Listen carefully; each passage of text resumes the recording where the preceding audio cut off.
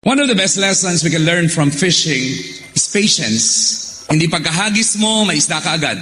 In life, there is more into fishing than patience. Tama naman ang lugar na pinaghagisan mo ng pain mo. Tama naman ang oras ng paghihintay mo. Subalit, wala ka pa ring nahuli. Ang tawag doon, life.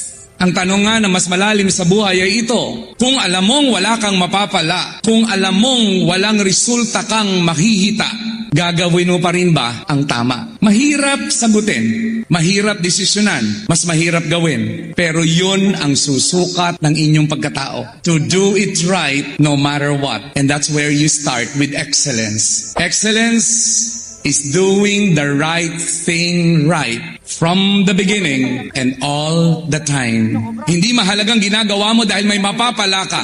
Hindi mahalagang ginagawa mo dahil may makukuha ka. Mahalagang ginagawa mo dahil yun ang tama. Pero meron akong paalala sa inyo, don't drift too far. Maraming tao na naaanod sa napakalayong lugar para lamang masakripisyo ang mga mas mahalaga at babalik siyang wala namang dala-dala. Ang pangatlong leksyon na natutunan ko sa pangingisda is to celebrate the catch no matter what. Ang buhay, hindi laging malaki ang huli. Pero always remember to celebrate even the small wins. Maliliit na bagay na hinauunlad mo, ipagpasalamat mo at i-celebrate mo. At ang panghuling leksyon na natutunan ko sa pangingisda is to control what you can control. Hindi ko makokontrol